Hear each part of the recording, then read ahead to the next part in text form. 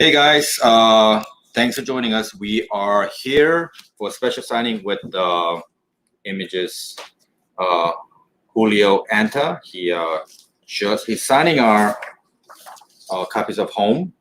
It is a sold out, and he went to second printing. So I'm gonna give you guys a chance to join us, and while he keeps signing, okay, we're gonna join back, and we're gonna do a little bit of question and answers.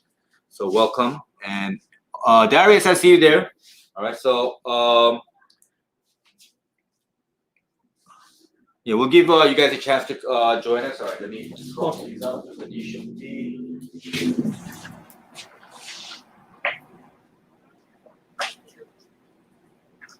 So, how did you get started in comics, by the way? I was running a record label. Are you serious? You're in the music industry. Yeah. So I came up playing drums and hardcore punk bands in South Florida. Yeah. Wow. Back in Miami, where I grew up, and I was doing that for a while. It was a DIY label, a lot of vinyl. Yeah. And eventually, I decided that I was kind of like investing all this time and energy into other people's amazing creative pursuits. Right. And I hadn't really done that for myself yet. I've been a fan of comics my entire life, so I decided that I wanted to start writing comics, and I started reading scripts. I read Bendis's comics writing book. Yeah. And then just went from there. So I was reading somewhere that you started with some like a manga. You're reading children's books and manga. Yeah. I grew up reading manga, watching anime. So for me, it was like Dragon Ball Z. Real About High School was one of the mangas I was really into first. Shonen Jump when it came to the U.S. So that's pretty much how I started getting into comics as a kid. And then I went to an anime store in Miami, and they had Western comics there. Right, you're based out of Miami, right? Yeah, that's where I was born. So they had the first American comic that I read that wasn't like an Archie comic from like the pharmacy was Civil War. Right. Oh yeah, Civil War. Yeah. So that's Mark Miller. Yeah. So that's how I started reading Western comics, and then I pretty much just kept on reading the rest of my life until now. So when I started writing my own. So that's kind of unique because you started from like a manga. So when you picked up the American comics, what was your first impression? I think I was struck by how much more detailed the art was. Oh yeah, no worries. How much more detailed the art was. All of my friends at the time, all we read was manga and all we watched was anime. So it was, it was different than I think a lot of people's start with comics where everybody's reading Spider-Man or everybody's reading Superman. Right. So for us, manga was just like, that's just what comics were for us. But yeah, it was also around the time of the Tobey Maguire Spider-Man movie. Oh man. So, it was cool to see that in print, and for it not to be these old newsprint comics that like my dad had, right? That they were like these sleek and glossy books. Better production value. Yeah, better production value than the superhero comics I've seen, and than the manga that I was reading. Manga is like black and white, right? Black and white. Pretty cheap paper. Yeah, but it's newsprint, right? It's pretty much thicker. You get much more meat out of the. A $10 volume, even $10 back then also. Yeah. You got way more comic. But it was also, I feel like a chapter of manga is a quicker read than, most like Western comics today. That's true. Yeah. So when you read Bendis's Civil War, were you like blown away, or what did you say? I wasn't blown away, but it was enough for me to know that I wanted to read more. Okay. And it was also my first time realizing that that there's no permanence in those comics either, with Captain America dying at the end. Yeah, everybody comes back alive, right? Exactly, yeah. I'll come over here. Okay, that's a great observation. Yeah, and I think that's the benefit that manga has is, and I think why it does so well, especially compared to Western comics, is because it's so easy to just grab volume one, know where to start, go to the next volume. You're not getting confused. Some of these Marvel trades, there's so many volume ones of the same character that, as a new reader, I think a lot of times it's intimidating to know which is the right one. You might buy the wrong volume 2. That's true. Or they're on issue 450. Yeah, exactly. And that's what, that's why we obviously get like the perpetual relaunches, but and it's probably the same comic with a different cover. Thinking it's a different book. yeah, and then the spines never match. Yeah. That's a huge pet peeve of mine. I'm I'm part of a bunch of these omnibus collector groups because that's like my preferred way of reading comics. And nothing frustrates me more than trades or any book with mismatched spines. Yeah, I'm seeing more that lately. The quality controls not the greatest, and I'm seeing a lot of mismatched spines, especially from DC of late, because they just got rid of a huge bunch of editors. Yeah, they got rid of their collected editions. Yeah, so I think that's gonna be more of a norm, Yeah. consistency. And they've been canceling collected editions left and right. Sure. But yeah, it's interesting. It's all about dollars and cents now because AT&T owns them. Yeah. Whatever's not pulling the weight, they just cut it. Yeah. I mean, it's a shame, because these are characters with, they're not particularly characters that I'm in love with, but they're characters that, hold this huge place in, popular, not just American culture, but world culture. And I think they deserve to, be protected in a sense and not be this, multinational, telephone company or whatever, Yeah, I think they were trying to start a streaming service. So they bought HBO, they bought DirecTV, and then Warner Brothers.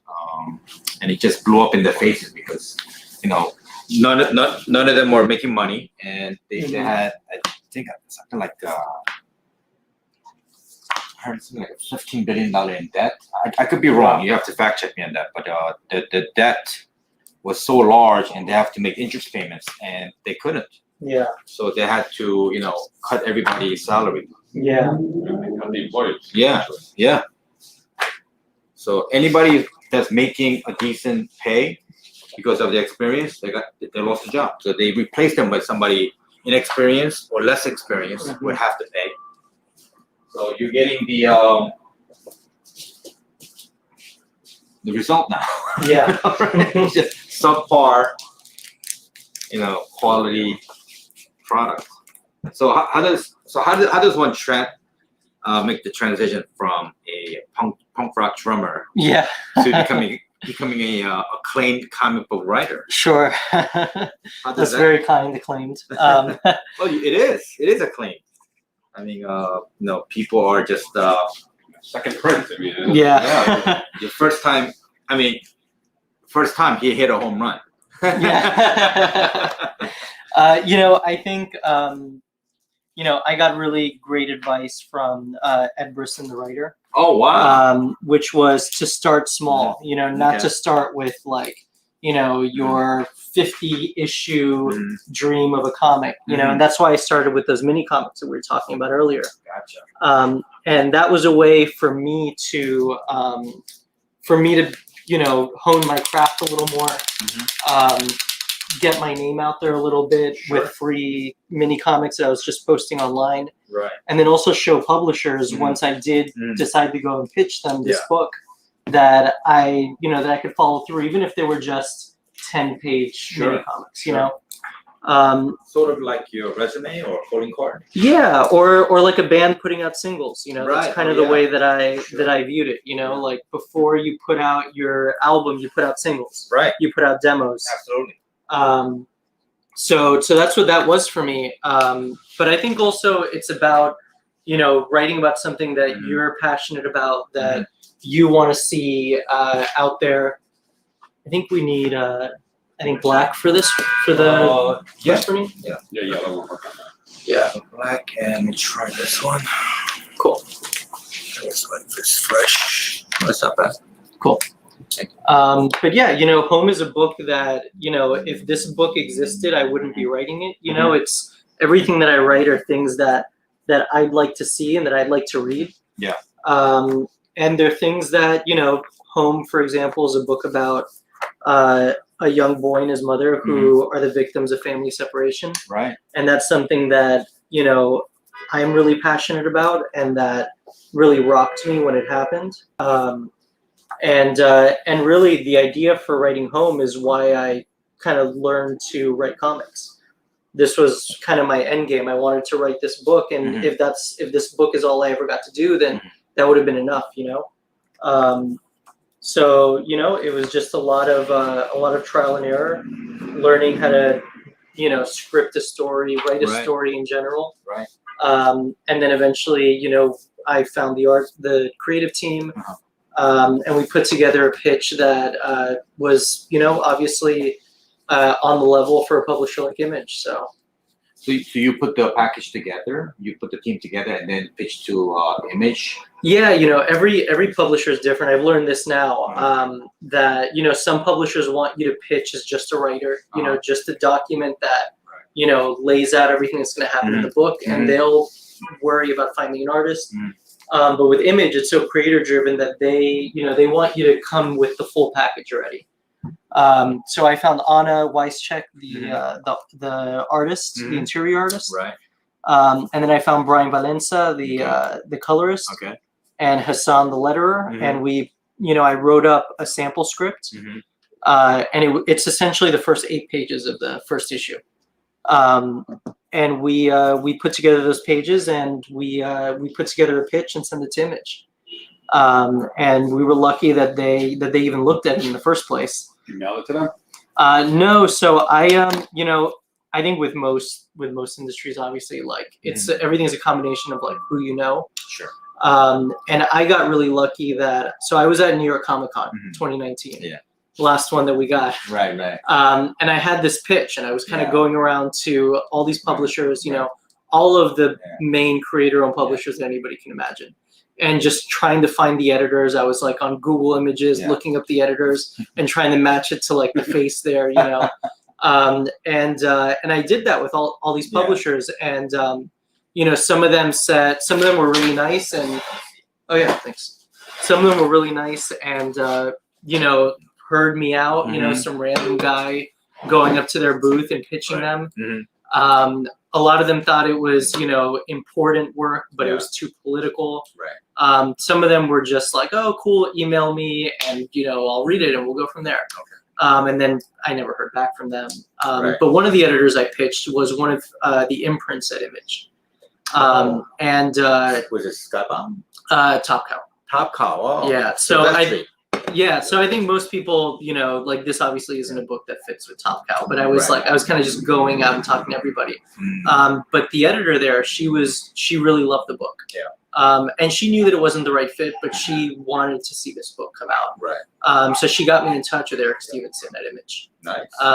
And it took a while, but eventually, they looked at the pitch. He liked it a lot, and that was it. And we got the green light for the 5 issues. Wow. So when you pitched the initial issue, was there some drawings involved or just a script?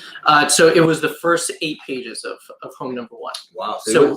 So we created those 8 pages. We created the cover, and we put together all in. It was like a 12-page PDF, which had those 8 pages, and then kind of like every pitch has kind of like a high concept, like one page that kind of. It's like if what you would read on the back of a trade, essentially. Oh, okay. Like a blurb? Almost? Yeah, like like the copy that would be on the back of a book, kind of like hyping up the book. And then there was also a very detailed synopsis that said everything that happens in each 5 issues. Okay. And that's where you, as a creator, you kind of just spoil the book. Like you want the publisher wants to know everything that's gonna happen. Right. And then it had the 8 sample pages that we created. Eventually he looked at it, and he liked it, and he said that we were good to go to move forward. So then we had to make the other 5 issues. That's a great story. I like that. So would you recommend that for other budding writers or creative team to cold cold call or Like just cold go pitch randomly to to a yeah. new Comic-Con? Yeah, I mean, it was an experience. It was a Yeah. really helpful experience. Yeah. I don't know how. So look, Image is the only publisher that wanted to put this out. So Right. the fruits of me going around Yeah. and talking to all these publishers, Yeah. It didn't work. Yeah. But it was a good experience to at Yeah. least introduce myself. Right. But I think mostly, like the biggest advice that I would give Yeah. is start off small. Yeah. Put it out online for free. Right. And start, networking, which is really just making friends with people. Sure. With comics, that's Twitter essentially. Just getting to know people. So Right. my introduction to this editor at Top Cow was actually another writer, Henry Barajas, that I met on Twitter essentially, and he introduced me to this editor. So really, it was somebody I knew introduced me to an editor that was passionate about it. Right. It wasn't right for them, but they were close with Eric and put it in front of him. So that's not something that you can necessarily replicate, but I think putting out comics online that people can see and just making friends with people and networking, I think that's really the takeaway from it. That's amazing. That's I don't know of any other writer or creator that's done that way. Yeah, I mean, Yeah. I mentioned earlier that I came from that music background, Yeah. and it's pretty much the same thing. Yeah. It's like the bands that sign to labels, at least independent labels. It's like, oh, this is, a band that's on the label. Hey, this is my friend's band. You should check them out. Oh, gotcha. It's very rarely somebody that cold emails an inbox. Right. But because of the volume. yeah, Right. yeah, exactly. When I ran my label, I would listen to everything, Yeah. sometimes months later. Right. But I very rarely signed a band that, just emailed me out of the blue. Mhm. It was somebody that I was already listening to, that an agent that I knew sent to me, a band that I was already working with that was friends with them. So, I think with everything, it's personal relationships, but also then being able to back it up, because Henry could have introduced me to this editor. I could have given them the pitch, and then they could have just said, no, I'm not into that. It's not, the art isn't on the level, the writing isn't on the level. Right. So it's there's this famous quote, I'm going to butcher it, but it's preparation. And then, the luck that comes with meeting people and, that whole thing. But it's also, like I said, it's having the goods also to go with it. Definitely. I mean, you definitely brought it. I mean, you went to second printing, which is very rare for a first-time writer to do. Yeah, I mean, I think one of the things I mentioned before is it's about writing things that you're passionate about also, That's true, and that comes through, I think, in the books that I love. Right. It comes through in those works that this person is passionate, that, there's very few people that could have written that story, Right. And you're reading it by one of those few people that could have written it. Sure. And I think that's what, I'm assuming what people see in this book, Can we talk about a little about the book? Yeah, Yes. definitely. So the book is, it's so unique. I mean, it definitely hits a chord or hits home with a lot of the audience, because it is political, but it's a story that's never been told, right? Before, never in comics anyway. Yeah, my approach to art and to writing is to, like I said, to tell the stories that I'm passionate about, but to reflect back society. Right. It's Nina Simone famously said that art should reflect back our lived, experiences, our community's lived experiences. Obviously, my experience is not one of being a child separated from his parent at the border, but that is a segment of my community's experience. I'm originally from Miami, I mentioned. Right. My father was a Cuban refugee who came to the U.S. when he was 3 years old. My mother, my grandparents were undocumented immigrants from Colombia. My mother was born here. But there's all these stories that I've grown up hearing, not just from my family, but from the minority, majority Latino community in Miami. All of my friends were from somewhere, whether they were born here or their parents were from somewhere else. you know, everybody has these crazy stories Sure. of migration. Right. You know, at the time that I conceived this book, was when family separation was, when we, you know, as a country, as the world learned about it. It had already been going on for a few months before that. This is during the Trump era? Yeah. So this is spring 2018. We all learn about family separation. I come into this with a very cynical view of the way that this country treats immigrants. Right. But family separation is still a shock to me. You know, the idea that we would separate children from their parents as a cruel form of deterrence felt like even a step further than the cynicism that I already carry about, you know, the way that this country is. So that really struck me, and that really hit me. It made me think of my father being a 3-year-old coming here as a refugee. It made me think of my own son. I was a new father at the time. Wow. And it was really difficult, you know, so I poured a lot into this book. It was a lot of research involved because, like I said, this is not my lived experience. But it is an experience that I want to present these characters with dignity in. So it was a lot of listening to interviews with parents whose children were taken from them, parents who had no idea where their children were because they weren't just separated at the border. These kids were then shipped off across the country to foster homes, to different facilities. Oh man. You know, there was news about all these kids ending up in the Bronx. You know, that's for, you know, if you're a woman from Guatemala, from, you know, Nicaragua, somewhere in Central America, you present yourself legally to claim asylum at the US-Mexico border. Your kid's taken from you. They end up at the Bronx. You have no idea where they are. And it's only because of the grace of, you know, a nonprofit organization that you find your kid. Putting myself in their shoes, it hurt a lot, you know, and I tried to channel that all into this book. Wow, I think you definitely accomplished it. Thanks. But how does the toward the end of the book, the superpowers kind of come into play? Yeah, you know, No spoilers, all right? yeah, well, you know, it's in the solicit. Yeah, so, yeah. you know, we kind of had to spoil that part. Yeah, so obviously it's a story of family separation, but there is a superhuman element to it. And that's that Juan, the boy, has powers. So it's a boy who is in a situation where nothing's under his control. You know, the reasons for why his mother is bringing him to the U.S. totally out of his control. The fact that he's migrating, the fact that he's separated from his mother, everything's out of his control. And now you add to that the fact that he has these uncontrollable superhuman abilities to the mix also. And the superhuman abilities are an outward way for us to show his lack of control.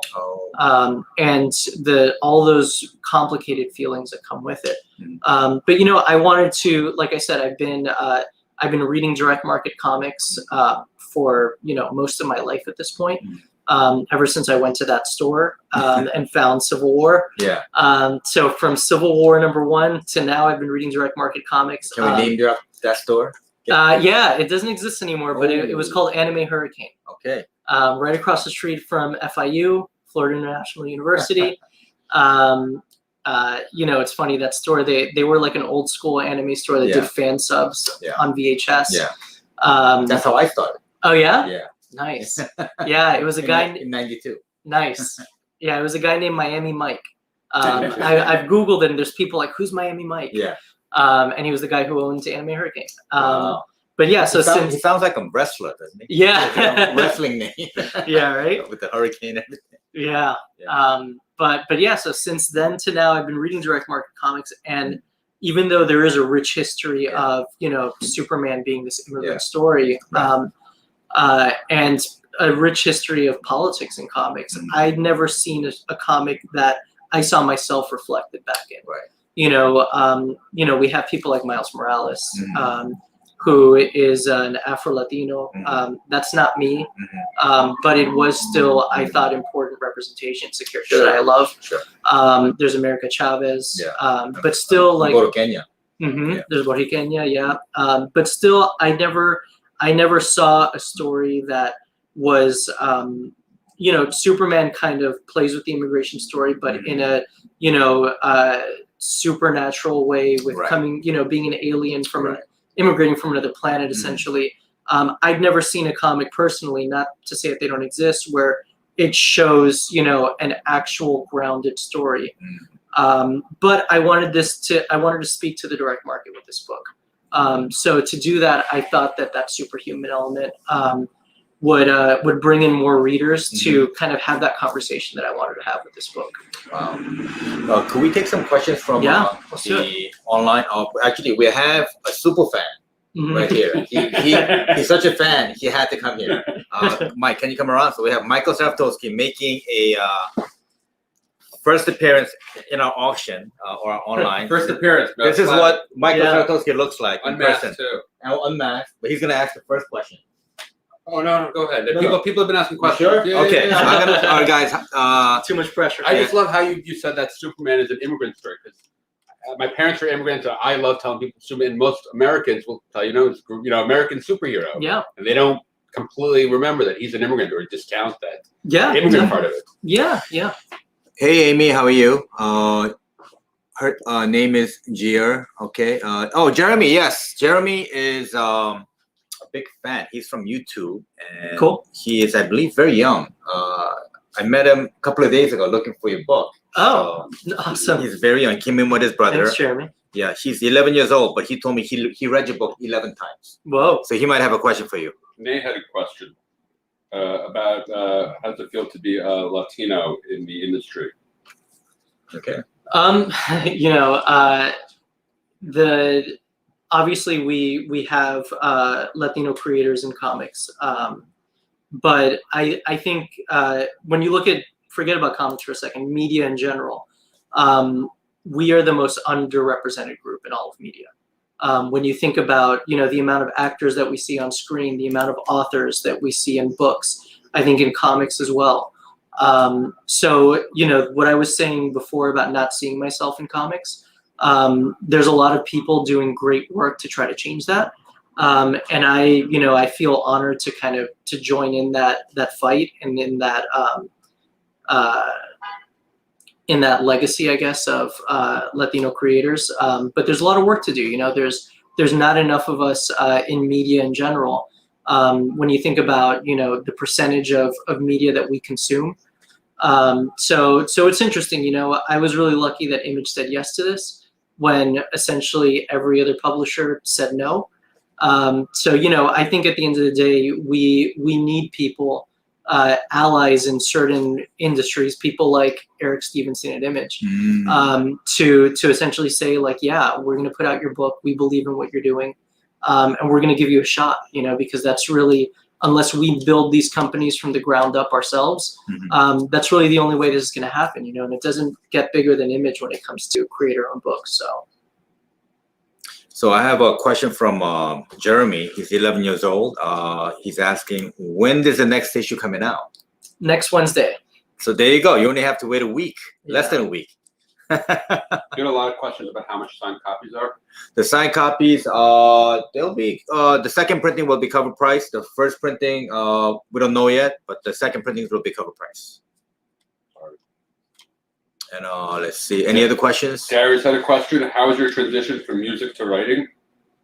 I was mentioning a little before, but I'll talk a little bit more about it. So the way that music works now essentially is a new band will put out a bunch of singles. They might even put out 6 singles before they even announce an album. And then they'll put out an album. And with each single, they're trying to kind of build momentum, build hype. It's not like before when a band would just drop a full album and that would be the album, So I've treated going into comics the same way that I treated launching an album from a band, on my label. So with the mini comics, that's what I treated as my singles. And I was just put out 5 mini comics in a year. Most of them with different artists, all building towards putting out home. And when I put out the first one, this is pre having my deal with Image. I put out my first one in May of 2019. And I didn't sign with Image for this book until February 2020. So by the time I met the people at Image, I put out 3 already. And then I just kept putting them out, because especially during the pandemic, I didn't have anything to, I guess, kind of remind people that I was making comics and that I was still out here.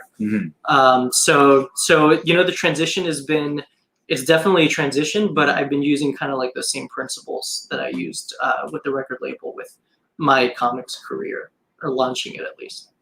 I have another question from Terry Schiffman. Who is your hero? Who's my hero? Well, it's funny you asked that because we just announced one of my upcoming books. It's called Si Se Puede. The subtitle of it is The Latino Heroes That Changed America. Is it in English? It's in English, yeah. It's going to be out by 10 Speed Press, which is they're an imprint of Penguin Random House. Oh, nice. Yeah, so it's a graphic novel, 200-page graphic novel that I'm in the middle of writing now. Yeah. It's going to come out in the fall of 2023. So, book market is so different than the comics market. But in that book, again, because it's something that I didn't, I know doesn't exist in the market, and I would like to read that book. It's a book that essentially explores different, prominent Latino figures in American history. So we cover the Hispanic Union soldiers in the Civil War. They're Latinos who fought for the Union in the Civil War. We cover Cesar Chavez, Dolores Huerta, which are probably the most famous, Latino civil rights activists that some people know, even though they're the most famous, most people don't know. And we also cover a lot of pop culture figures in it. People like Celia Cruz, J-Lo, J-Lo? Yeah, we're gonna have J-Lo in there. Oh boy. We also talk about Elena Ochoa, which was the first Latina to go to space, and also ended up running the Houston Space Center for a time. So yeah, that's a book that's going to be out. It's not going to be out for a while, but kind of is my answer to that question, essentially. So sorry about the No worries. Right before I walked in here, I saw one of the guys on the motorcycle go on a wheelie and fall over and just like destroy the back of his bike. Oh man, was he okay? He was okay. Yeah. But so I'm noticing a lot of your themes are based on Latin experiences. So would you be like to be known as a voice of the Latin experience? So I'll preface it by saying this. Like with all minority groups, there is an impulse to treat us like our own monoliths. People want to say, this is the way that the Black community votes. This is the way that the queer community votes. This is what's important to Latino people. We're such a diverse group of people. We come from South America, from the Caribbean, from Central America, Mexico, from various different classes, through various generations of migration. So, a Cuban that came here in the 60s is going to have a very different perspective than, someone from Honduras who's crossing the border today. Right. Or an upper class Argentinian who's here on vacation. So I would, to answer your question, I'd say no, because I don't think that any one person can, be representative of this entire vast, diverse community. Right. But I will say that it's something that is at the utmost of importance to me. I don't begrudge anybody, any Latino, any person who's part of any minority group for just making fun comics, for just wanting to write Batman, wanting to write Spider-Man, and just write these comics that are purely for entertainment. But for me, I treat my writing as, I feel like the accusation that a certain corner of comics says is that people like me treat our writing as a form of activism, and that we're and I'd admit to that. The purpose of this book is there's two purposes to home.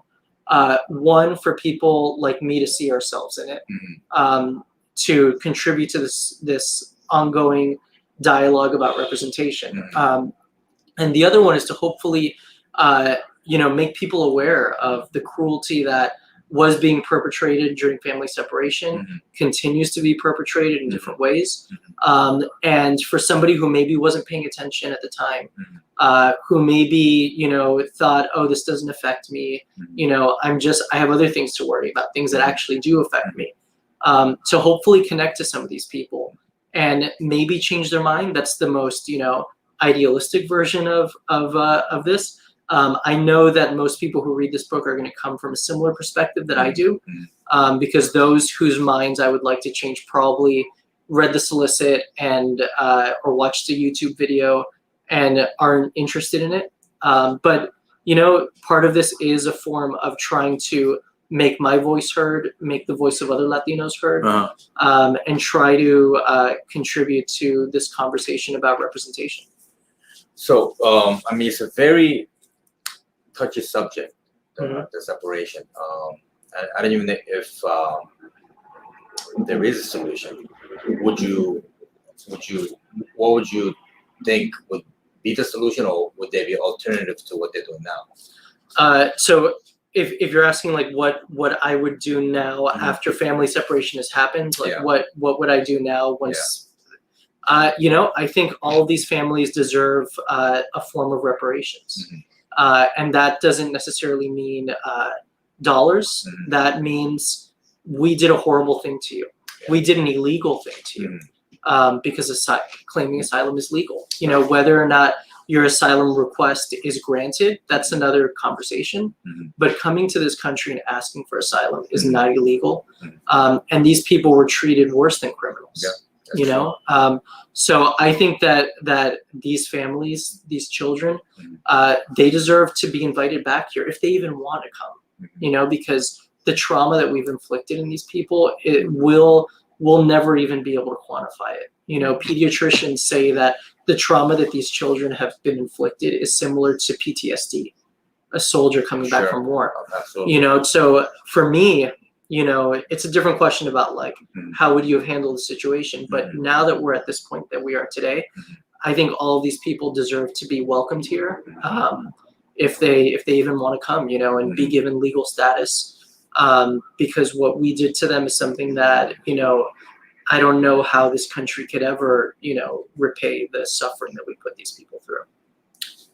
Yeah, this is not the first time that something like this happened. It happened in World War II. So the previous administration probably, the new administration is probably doing a better job. Would you say, or are they going the right direction? I guess.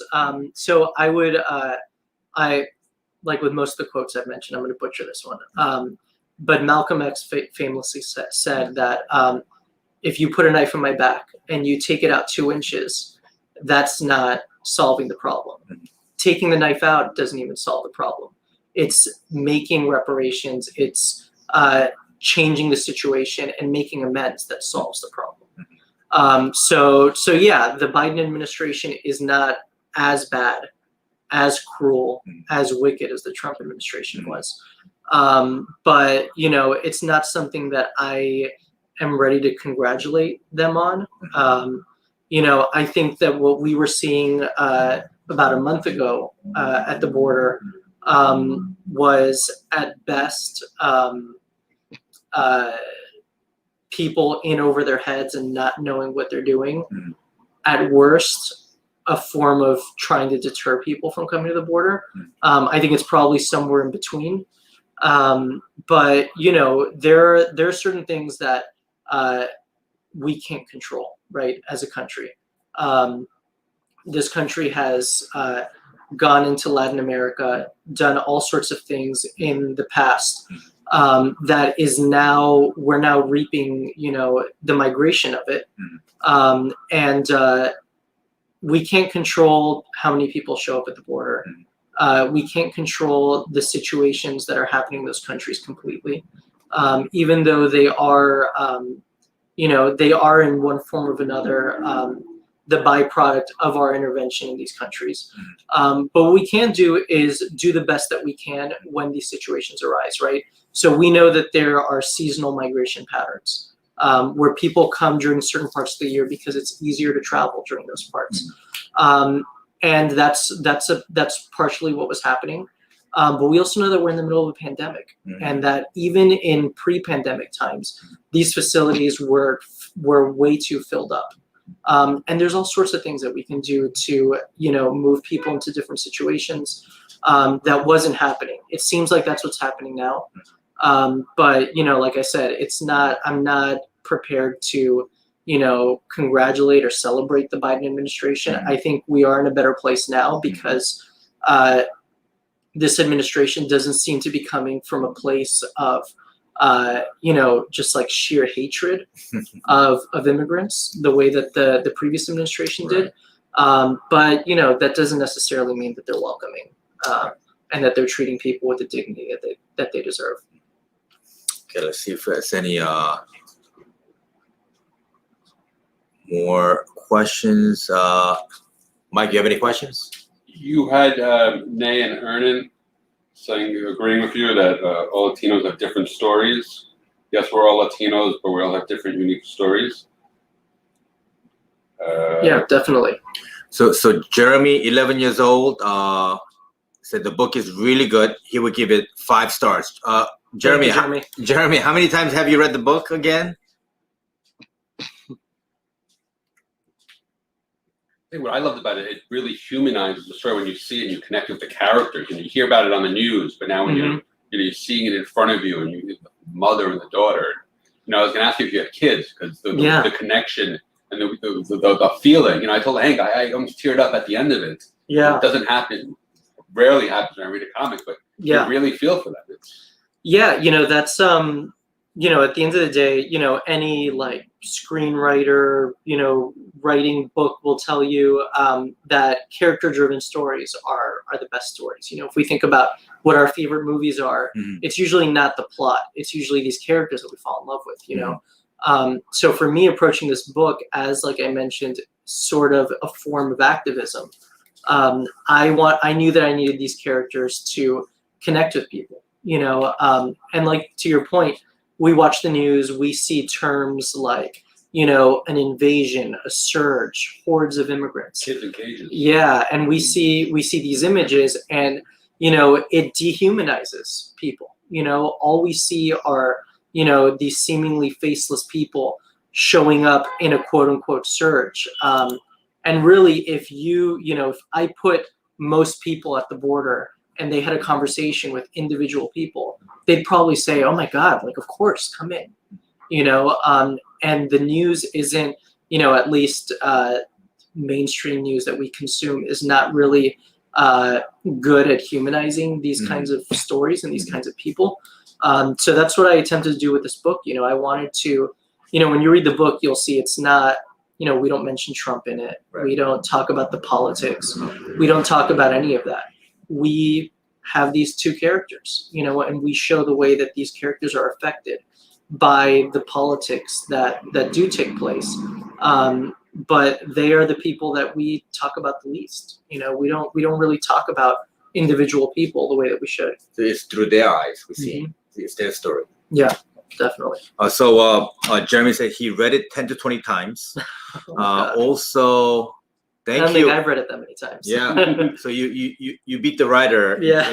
How many times you read it? We have another question. Nate Castro is asking, what's Julio's connection to New York City?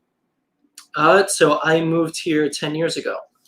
I don't know. I came here for music. Partially, but that was also even before. I mentioned I grew up in the South Florida hardcore scene, playing drums, playing in bands. But I'd kind of given up on that by the time I moved here.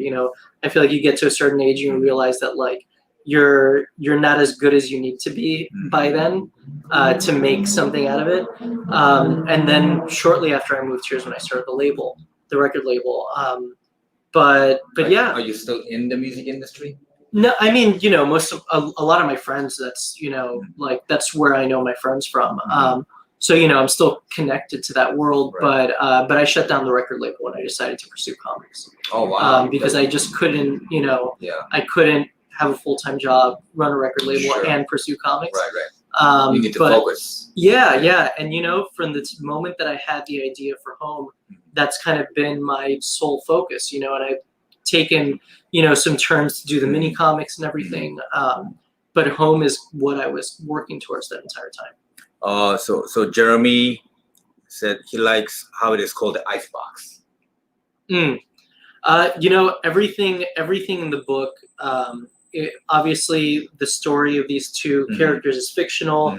The superhuman abilities are fictional, but everything else has happened to some people, you know, in the book. So the icebox is unfortunately in these facilities, these rooms that they keep, you know, at freezing temperatures, and they, you know, they warehouse people in it, you know, and that's the way that they treat these people, you know, and that's really the best way to describe it, you know, because it's truly unfit for, you know, conditions to keep people, and that's what it's referred to. It's referred to as the icebox, not just by people who've experienced it, but even by, you know, people working in those facilities. So Nate Castor has a follow-up question. He said, do you draw the comics or just write the stories? No, I'm just the writer. Just the writer? Yeah, Not just the writer, the writer. No, you know, my artistic abilities end at, you know, drawing a little face of Goku from Dragon Ball Z. So Anna Weisscheck was the line artist. Brian Valenza was the colorist, and Hassan Otsmain Allahu is the letterer. So Jeremy has a follow-up question. Why do they keep it at freezing temperatures? You know, what they would say is that it helps, like, keep, you know, they wouldn't say this, but you know, it keeps people drowsy. It keeps people, you know, in these situations. I think that they want to keep people like as, you know, sedated as possible, and those temperatures kind of, you know, but it's also a form of, you know, they wouldn't call it this, but it's also a form of torture, you know, being in these places for so long, for days, weeks on end, in freezing temperatures, you know, it's a way to wear people down. Oh, I see. Like attrition. Yeah. So I have another fellow creator. He is his name is Steve Kanji. He has a trade coming out. Oh, cool. 200 pages. Nice. I told him this. A lot of work. Yeah, I think it's past 200 pages, so it's almost done. So colored. They're in the editing stage, and he just said he knows the feeling about living with a story for years. Yeah. You know, comics.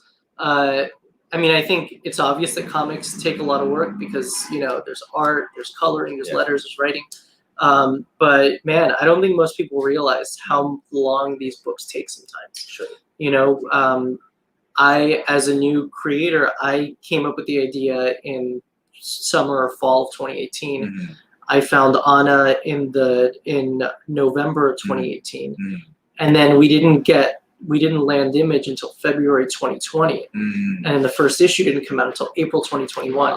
So this is coming up with an idea, summer 2018, finally putting out the first issue, April 2021. So, you know, especially when you're starting out, like, you know, these things live with you for so long. Sure. It's almost like giving birth, isn't it? I guess it's longer than giving birth. Yeah. Probably less physically painful, but it's Yeah. pretty emotionally difficult too, you know. Do you have a lot of people telling you it couldn't be done, or You know, I'm very lucky that my wife is very supportive. You know, I was a little embarrassed to tell her initially that, like, I wanted to make comic books, you know. We know the feeling. Yeah, but she was really supportive of it, you know. Yeah, you know, it's interesting. I don't think I've told this story. But so did you tell her you're gonna quit the music industry and pursue a comic? Well, you know, even through music, I still had a full-time job. Like, that wasn't, you know, doing a record label wasn't my full-time thing. But a funny story I don't think I've told before is that, so I guess the Black Panther movie came out in February 2018. We're watching, you know, one of these like very generic, like NBC special on like the phenomenon of Black Panther, you know. And we're watching it, and it's showing all these people speaking really passionately about why the movie meant something to them. You're seeing people cosplaying in line and everything. And my wife asked me, she's like, "Is there any like Latino superhero?" My wife is white. So she's curiously asking, like, is there anything like the Black Panther but for your community?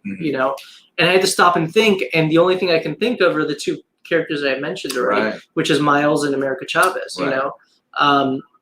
And not to take anything away from those characters, especially not Miles Morales, because he is now this huge character.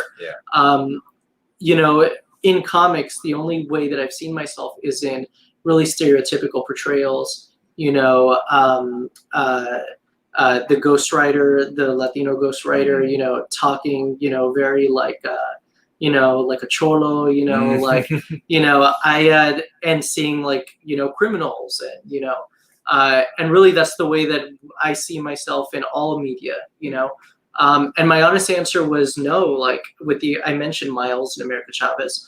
And then she, from my perception, it was a joke. She says, "Oh, you should make one day."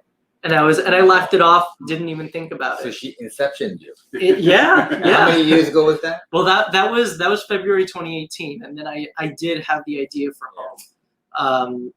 Obviously inspired by family separation in the summer. It's like summer or fall is when I had the idea for it.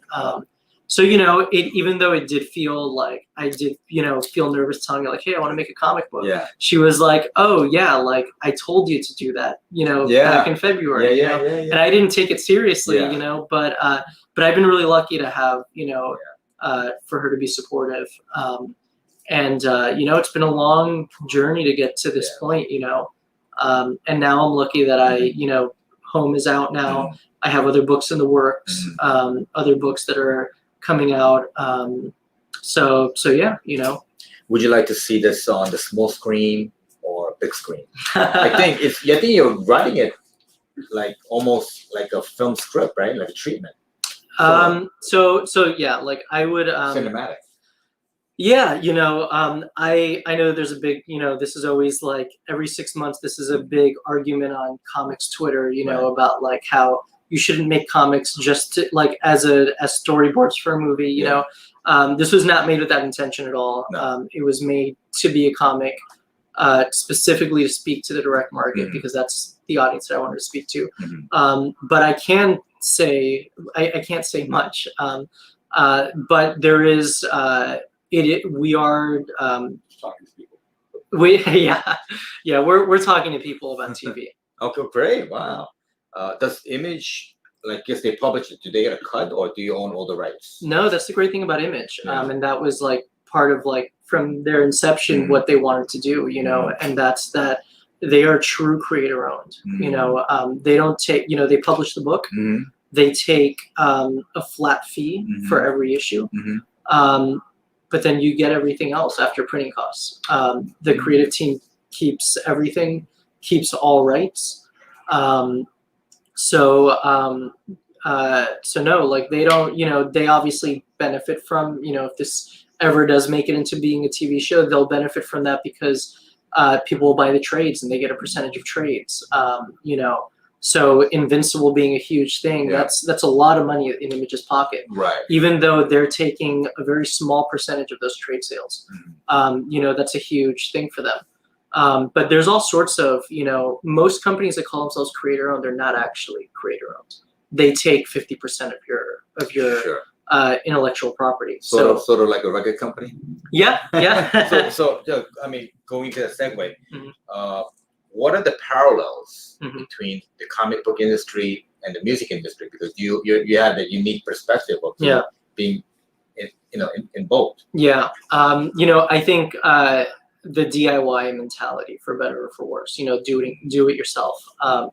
Like if you want to your point, not a lot of people's first book is at Image. It's a lot of hard work. It's a lot of self-promoting. It's a lot of, kind of stalker behavior on the internet to find out who, certain people are, which is the same in music. It's like, these are the record labels I like. These are the record labels I want to sign my band to. Yeah. Who runs these record labels? How do I get what's their policy on submitting music? How do I get what's the best way to get my music in front of them? It's the same thing with these comic book publishers. Image is the biggest creator-owned company, but they're still a small company. They're compared to Marvel or DC, Sure. they're a tiny company. Sure, market share wise. Yeah. Well, not even personnel wise. There's I don't know 20 to 30 people that work at Image. That's small. This isn't a lot of people. Yeah. But you can find out who these people are by just opening up the cover and seeing who's listed there. But then how do you contact them? Can you find their email? Should you just email them directly? Probably not. But can you make friends with somebody that it works with them? This is these very like I said, stalker DIY hustle that you have to have to make it in. And when I talk about music, I talk about independent music. I'm not talking about major labels who can pluck some person and make them a huge star. Right. I'm talking about the grind of trying to get your work in front of people. Right. So it's sort of like guerrilla. Yeah, it's like guerrilla marketing. right? Guerrilla filmmaking. So for a lot of the budding writers out there that probably have a story and they want to get it published, what would be the proper channel, or would you recommend going the same route that you did? I would recommend doing what I did because I think it's while I mentioned the way that I got in touch with Image is not necessarily something that anyone can replicate, because a lot of it was luck to a certain extent. But like I said, I think that getting to a publisher there is a bit of luck, but it's also being prepared. I took a class on how to pitch a comic. Oh yeah. From Alex Segura. He's Alex is the co-president of Archie. Let me just write that so people know. Yeah. There's a lot of budding artists and writers out there. Okay. Took a course. An online course or? Yeah. It was an online class. There's this platform called Lit Reactor. He teaches a class. It was Alex Segura. Can you spell that? Segura. And he's the writer of The Black Ghost, which is a really cool comicsology original. He's written a bunch of Archie comics, works for Archie. And in that class, essentially, it showed what a pitch should look like, which is what I talked about earlier, a high concept, a full synopsis, sample pages. And it was a class where you learn what it should look like, and then you create a pitch, and you all peer review each other in the class. And then by the end of it, hopefully you come out with a pitch that is in some sort of condition that if you could somehow put it in front of a publisher, they might be interested in it, It's very similar to a film pitch. You're going. It is. Almost identical. It is. Like I mentioned, I've gained some experience now in pitching TV, with trying to get a TV show for Home off the ground. Yeah. And it is very similar. You heard it here first, folks. Pick up those copies. Key issues. But it's a lot of the same. It's character driven. Who are these characters? What do they want? Right. What's the obstacle in front of them? What do they want to achieve? What's the story? If this is a miniseries, what's the full miniseries? If it's the first arc, what do the other arcs look like? What's arc 2, arc 3 look like? Right. So it's a lot of I mentioned networking. That's super important, but you can network your entire life and not have work that is good enough. So I think a lot of it also is working on yourself and knowing that you can always get better. I read this first issue now, and there's a million things I would change. Sure. And that I would do differently. Right. But I wrote this, a year and a half ago. Right. So that means you grew that much. Yeah, I think like I think so. Like the way that I'm writing books now is very different. You know, I'm viewing story structure differently than, you know, when I wrote Home Number One, a lot of it was like more instinct based, rather than like, this is what a 3-act structure is. Right. You know, this is, you know, we should have a midpoint reversal, you know, like all these things that like, I didn't know these terms. I didn't know anything about this until I started learning and, you know, spending time online, watching videos on YouTube, you know, that talk about story, reading books. So like, you know, I think it's twofold. It's really working and honing on your craft, and also, you know, being smart about the ways to approach publishers to get your work in front of these people. Wow, that's interesting. Also, another follow-up question from Jeremy. He said, why did they not let them go to his aunt? Okay, so we can talk a little bit about what is different between what the Trump administration was doing with family separation and what the process was like before. Right. So if you were somebody who was seeking asylum pre-family separation, you would present yourself at any port of entry. So you would go to, in this book, it's on the Mexican side, it's Reynosa. On the U.S. side, it's McAllen, Texas. And you would present yourself at the border crossing, and you would say, "Hey, I would like to. I'm seeking asylum for X, Y, and Z reasons." And essentially, what would happen is you would maybe spend a couple of days in the facility while they process your information, and then they would let you go with an electronic bracelet and a court date. And that court date would determine whether or not you would be allowed to stay, which means, is your asylum claim valid in the eyes of this judge? So that's how things were done before. And that's why when they show up at the border, they say, you know, we're going to stay with my sister-in-law, Juan's aunt.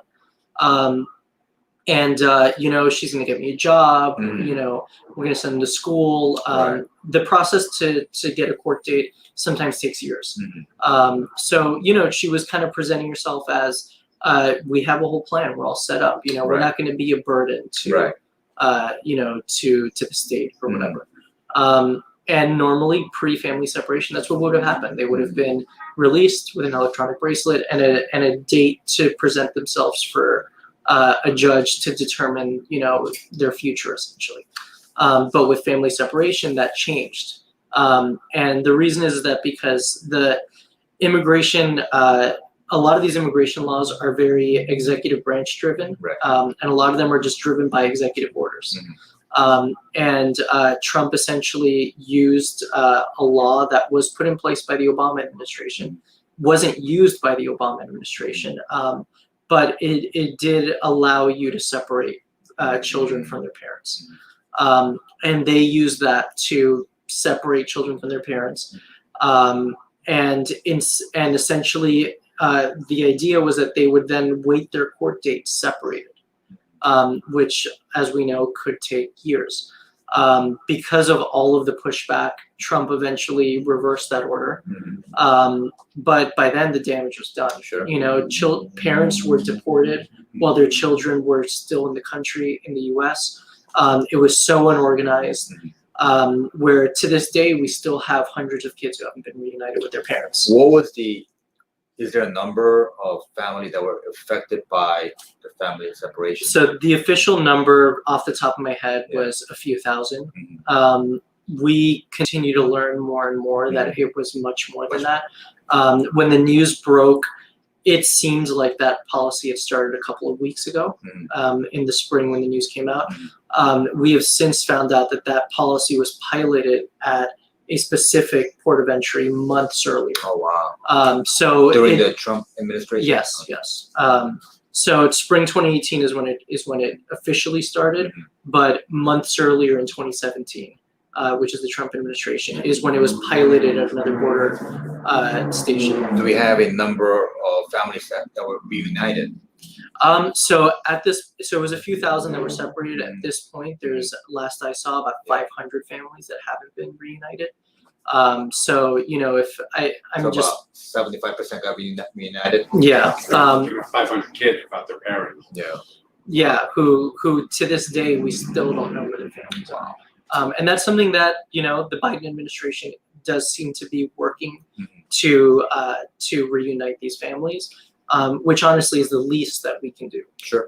Like the absolute least that we can do. So yeah, that's why they weren't. To answer Jeremy's question, that's why they weren't sent to go live with his aunt, because Trump had ordered that families be separated. Okay, so that was the answer for you, Jeremy. Okay, we have another industry question from a fellow creator, Steve Cool. Kenge. He said, if you didn't get your image deal, would you have done it yourself? It's a great question. I Can I answer that? I Yeah. think yes, but let him answer that. Yeah. I definitely think would have been yes. yeah. So we approached all of the I guess like top tier creator-owned publishers. There's obviously there's different levels to it. We would have then gone to smaller publishers to Sure. see if one of them was interested. I really needed to tell this story, so I Right. probably would have gone like to Kickstarter or something if I Like a had to. self-published, right? Yeah. But like I said, the point of this book also was to speak to as many people as possible. Right. So at that point, like I'm talking to like 100 to 300 people back at Kickstarter, Yeah. So it wasn't really what I wanted to do. Mm-hmm. So I would have tried to go to, like kind of like the next rung of publishers Right. if Image didn't, say yes. So I mean, Kickstarter is a new phenomenon. Mhm. That's maybe less than 10 years old. What are the advantages of signing with Image versus going on your own to a Kickstarter or self-publishing? Yeah. The benefits of Kickstarter obviously are like that anybody can make something happen Mhm. if they can convince enough people to back them, right? Sure. But there's a possibility that you won't get back. Exactly. Yeah. You might not get funded. It's also a lot lot of work. It's Right. like a full-time job to try to like get it during that month of the Kickstarter. Sure. But even if you do get, even the most popular comics Kickstarter, I don't know how many copies it was, but like if we look at Noctera, that was a big Kickstarter, Yeah. which is an Image book. So Was like that weird? That was like I did not know that. Yeah, he kickstarted it to put out like a special edition of it. Interesting.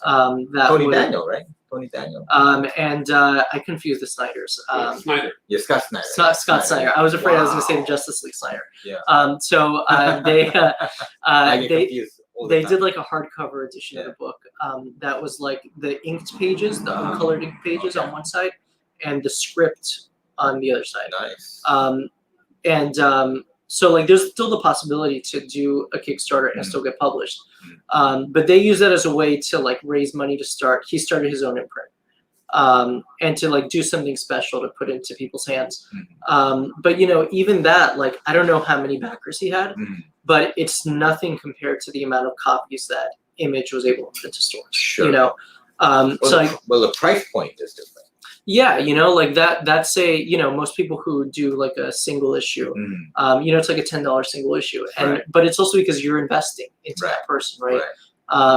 But if I did this on Kickstarter, it wouldn't have been anywhere near the amount of copies that we've sold through Image, through Diamond and all these shops. Yeah, definitely. Yeah. Will there be a third print? We'll see. Depends on everybody. It depends on whether or not it sells out. For those of you, obviously, this better than I do, but for those of you watching, essentially the way that it works is that the distributor has they do pre-orders that shops order. Right. The publisher prints, a little more than whatever those pre-orders were, and then the distributor has the remainder for reorders. Right. Jeremy comes into your store, you don't have it. Oh, let me get it from the distributor. Yeah. But obviously it can sell out, and then when it does, we do a reprinting of it. Right. So we'll see if this printing sells out. I'm sure we'll do a third printing also. Yeah. Well, I'm gonna sell the heck out of it. A lot of people are asking for it already. Yeah. When did you find out about the second print? We found out the day, a few hours into the Wednesday that it came out, that it sold out. So I think I found out like my time, like 2 p.m. Yeah. here in New York Yeah. on the day that it came out, that it Yeah. had sold out at Diamond. So that means that shops ordered copies, Yeah. sold out, and people still wanted it, so they immediately like reordered Sure. with Diamond. So That must have been a really great feeling. yeah, it's validating. Yeah. You know, like this is a book that obviously is not for everyone. Yeah. If you just do a little bit of searching, you'll find plenty of people who are not happy about this book. Yeah. And who, I seen one guy that's not happy. yeah, Yeah. I'm sure, you know. He's an anti-vaxxer. Yeah. Does enough. Yeah, you Good know. guy though. He's a good guy. Yeah. Just different views. Yeah, you know, yeah, there's I knew that this was not going to be a popular Yeah. book with Yeah. certain corners of the comics community, you know, Sure. certain corners that push back against any form of politics in Mhm. comics, despite the very rich history of Mhm. politics in comics. Mhm. In every mainstream title, you know, that we all know today. But it's never been this explicit. Yeah. Yeah, It's- yeah. I it mean, you kind know, of went around it. a little yeah, bit. you know, we talk about Superman, but that's, you know, a parable to a certain extent, you know. This is a lot more in your face.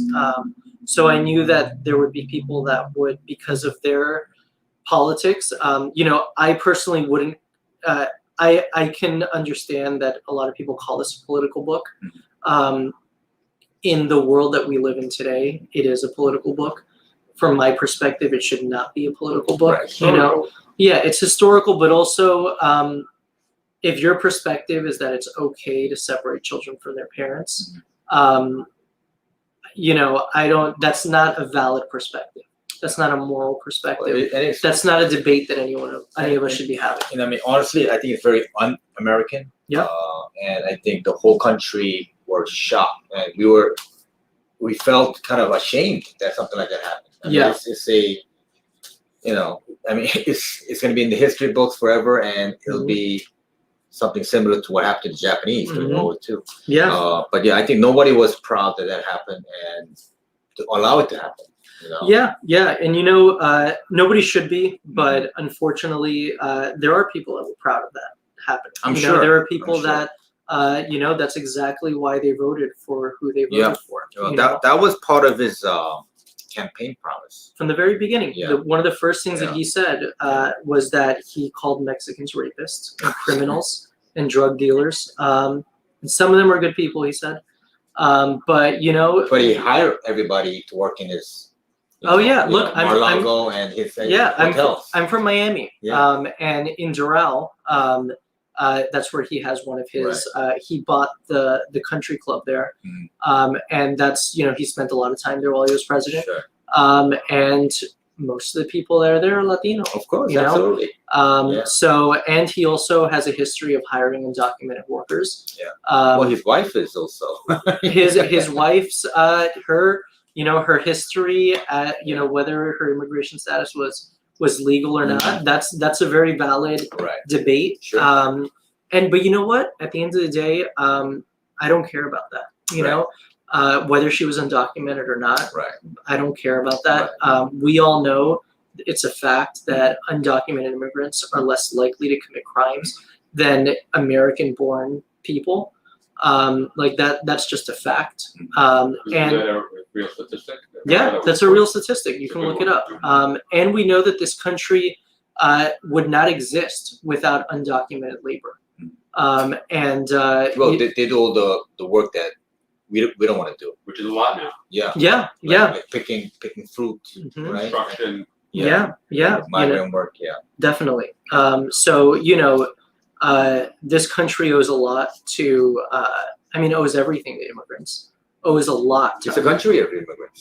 Yeah, Yeah. you know, I definitely agree with that. I would also say that, you know, there's people in this country, especially in the Southwest, that the border crossed them. Mhm. You know, that the land obviously originally was indigenous, but then was Mexican land that Mhm. we essentially took through conquest, and the border crossed them.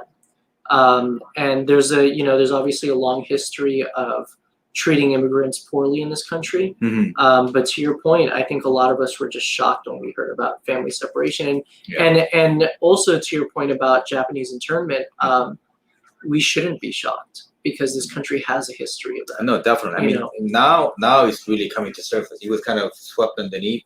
It wasn't really taught at schools, textbooks, but because of social media and people are waking up, and it's coming to the forefront. People are talking about it. George Takei has a great graphic novel. Yes. About it. Yes. I mean, it's a sad part of American history. I mean, we used to make fun of South Africa, but I think this country was worse, and partially still here. I mean, as great as this country is, I mean, I still think it's personally, I think it's a great country, despite all our faults. But we could definitely, make improvements. Yeah. I mean, look, this is a country that my father came to as a 3-year-old. His parents left Cuba, came here as refugees. Obviously, it's a different time now economically, but they came in the early '60s. They were able to work their way up the social ladder, own a home, buy a home in Miami. The American dream. Yeah, they were the beneficiaries of that. So I think that we should criticize the place that we love when it's worthy of being criticized. Obviously, I think that with this book and with what happened, but there was a time when this country, before my time, obviously, spoke about immigrants with reverence. Spoke about people who came here with no money in their pockets, and how they were, if they were willing to work hard, they were able to climb up the ladder in this country. And there was a time we looked up to that, and I can't say that that's the case anymore with the way that we treat immigrants. Personally, I think it's still possible. It's much harder. It is possible. It's much, much harder. It is. But I would also, and this is a different discussion, but I would say even, if you are an American-born white person who is, in your early 20s today, it is so much more difficult to get to the place that your parents were, working a job, owning a home. And I think that person I described is like the most, in this country, the most likely to be able to fulfill that American dream. So for immigrants, it's that much harder. It's not impossible, obviously, but it's much harder than it should be, especially in this country. But in my observation, I see the immigrants doing better faster because of the background, because how much of a hardship they went through. Whereas if you're born here, you're more complacent and you take stuff for granted. Even though everything is at your fingertips, you take it more for granted. Whereas the immigrants, they take nothing for granted. So, I mean, it's that immigrant mentality. It's whatever your situation was, you came here for a reason. And that reason is generally for a better life. Whether that's because you're running from some sort of violence, or because that you're going to have more opportunities here economically. It's an opportunity. And it's an opportunity that doesn't take away from anybody else. And I think that's the narrative that Americans have been, the lie that Americans have been fed, that all of those immigrants, whatever they get, it's because you're getting less. They're taking from you. When we all know that that's not, intellectually we know that that's not the case. Probably fear, but I mean, I think this is the greatest country in the world still, because everybody is willing to sacrifice everything and come to this country. There's a reason for that, because we still are, despite all this fault, the greatest country in the world, with the greatest opportunities still, even with all the racism, hatred, and all that, but you could still make it, if you persevere. I mean, when we talk about the greatest country in the world, Yeah. I would just say, like, you know, what are we measuring that on? Mhm. You know, because obviously this country has its problems, Mhm. but to your point, it is a place that you can still Mhm. make. It is a place that people come to, Right. whether it's for geographic reasons. You know, Switzerland might be the greatest country in the world, but as South American, it's a lot more difficult to get to Switzerland, right? So That's a good point. yeah, like I never don't thought know of it that I that way. fully agree that Yeah. because people come here, Yeah. that is then proof that it's the greatest country in the world. Because you know you can. The question, I feel like we're Yeah. kind of going, but I'll say we this. took a left turn somewhere. Yeah, but I'll say this, like, Sorry, guys. you know what They're enjoying this good conversation. yeah, I would say, what do we measure that on? You know, do we measure that on happiness of the people who live Well- here? Do we measure it on you know, safety of people who live here? Do we measure it on income equality and how many people can start off with nothing and then make it to the highest echelons? Well, I measure it on. Well, it's true what you just said. You know, I mean, like I said, we have many warts, and you know, we have many problems. But when people come here, they come in my opinion, most of the reason is for a better life, Definitely. right? So 100% define that better life. Yeah. So that means it's better than where you were. Yes. That makes it the greatest country in the world compared to the other countries. Sure. So which yeah, country is perfect? Nobody. No country. Yeah. Even Definitely. Switzerland is not perfect. Yeah. Am I right? So I really- just said Switzerland. I'm right. not- No, I know. I know what you meant. Just No, no, but saying America's the greatest country, but the government is. Mm. yeah, it's like Well, the- well, let's talk about that. You know, that's true because you know, like, you know, I'm Korean, so and personally, I don't like the Chinese government. But if you really look at, you know, the Chinese government, they're terrible. I mean, they got awful and they're oppressive and you know, but the Chinese people are great. The people themselves are great. Yes. But the government, the administrations are bad. Yeah. See, so that's No, that's I part of the totally point, yeah. totally agree with Yeah. whoever said that. Yeah. You know, I think what makes this country great is the fact that we are this melting pot.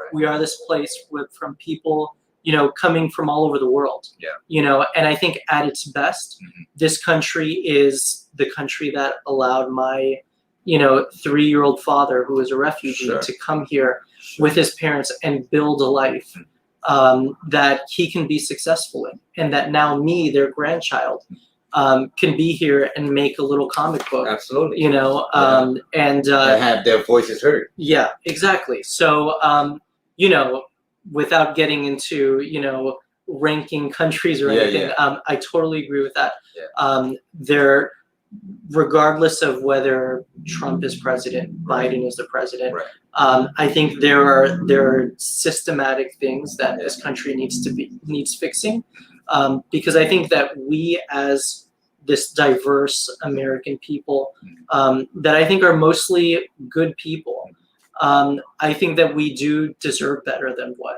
you know, our government has to offer. Absolutely, absolutely. Okay, so on that note, let's see. Last question. Okay, Jeremy has to go.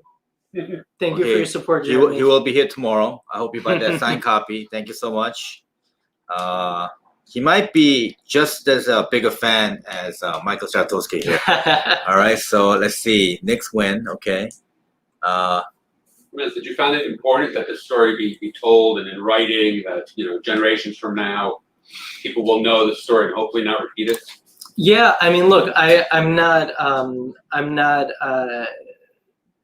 I can't think of the right word, but I'm not I don't have enough hot air to think that this is going to be the document that will help people not forget what happened. But I do think it's important for us to put these things in writing, to put these things into popular culture, because, like I said, it was all over the news when it was happening. For many different reasons, people could have missed it, or for very valid reasons, because of things that are going on in their life, not cared about it.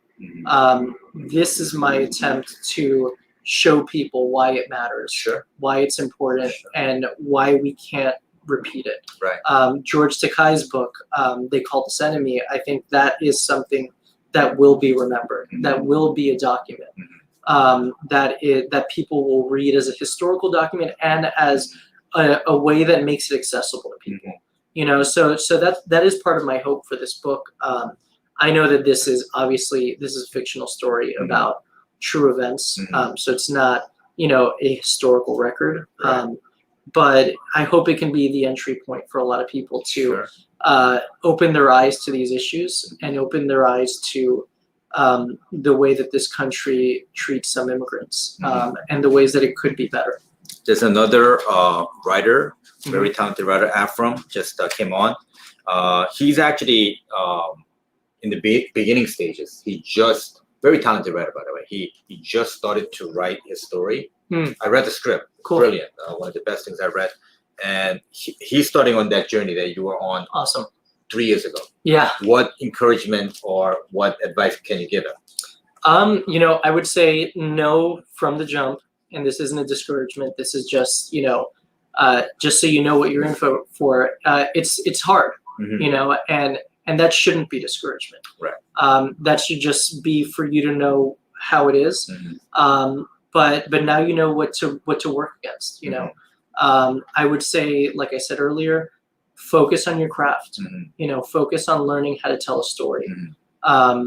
You know, why stories connect with people, because that is the most important thing. And then also, you know, whenever you think that nobody's paying attention to your work, know that there's more that you can do to put it in front of people. There's more that you can do to try to talk to the right people. So try to strategize and figure out how to get it in front of the right people. So definitely get a plan together before you approach. Don't just call. Yeah, I mean, yeah. You know, my initial approach of just walking around New York Comic Con. That is the craziest story I've ever heard. Yeah, probably not the best thing. You know, it almost didn't work. But it worked. That's like. Just barely. Yeah. That's all it takes, right? Everything's a little bit of luck. Yeah, definitely. You know. That's how Jeff Johns got his job. Oh yeah. So he was assistant to the director Donner, who directed Superman. So he called DC, just called them randomly. Yeah. And pitched to a job. Wow. And the guy at the other end was somebody of very importance. Gave him a job. That's from crazy. that phone call. Wow. And then he became an architect for DC. Yeah. You know, I mean, he rebuilt DC and their whole, you know, legend and the myth. You know, so yeah, that's crazy. Yeah, look, a lot of times it's just like that one person who's willing to give you a shot. Right. You know, so I'm very grateful to the editor that made the introduction for me to Eric at Image, and very grateful to Eric at Image for taking a shot. You know, with you know, a first time writer. Yeah, definitely. And then backing the book and pushing it. Sure. It's getting late. I'm going to ask one final question. Sure. Okay. Can you take us back to the moment that the book finally came out, it's in your hands, and you're seeing it? It must be surreal. Yeah. And how did you and your wife react? It was very surreal. Very emotional. You know, I'd been living with this story. You know, I can even say living with the first issue complete for, you know, over a year before I ever saw it in print. Yeah. And you know, it was emotional. Like you know, I teared up a little bit. When I got my box of, you know, Image, whenever you put out an issue, they send comps. Right. And it's a box of copies. And I got it probably a little less than a week before it came out.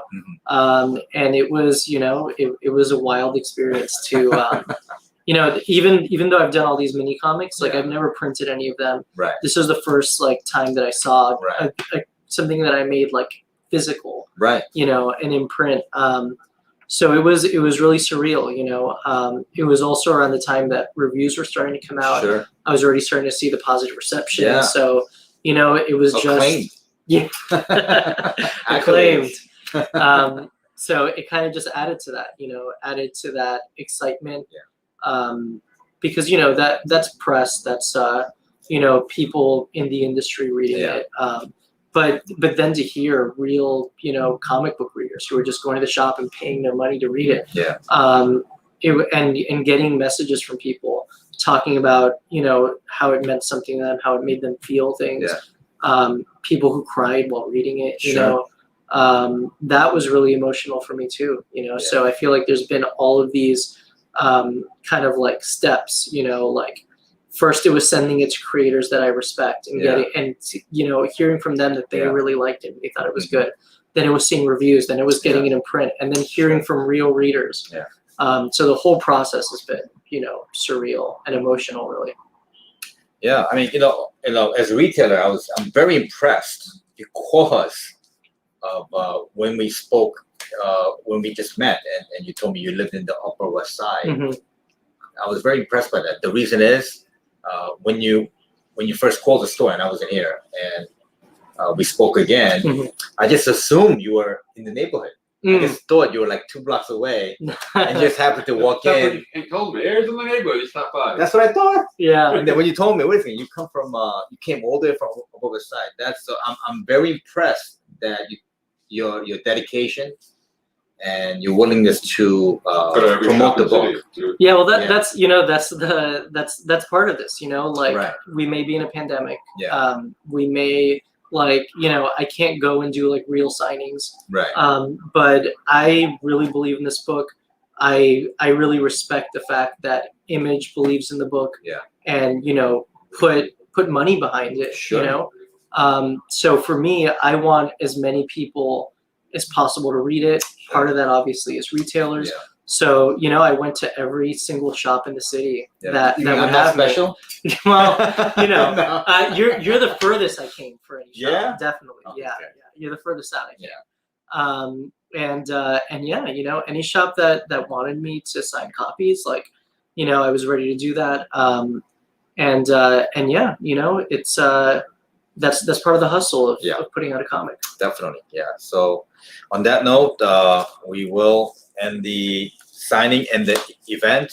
Thank you so much for stopping by. Thank you to everybody who's came in and asked questions. And I think, guys, this is a very important story that he wrote, and it really had to be told. So please read it. Critically acclaimed. We'll have signed copies tomorrow at cover price, second printings. It will also be on our claim sale. So make sure you guys claim it tomorrow. All right. Thank you so much, Thank you. Julio Anta, for this fantastic story and your interview. Thanks for having me. Bye, guys.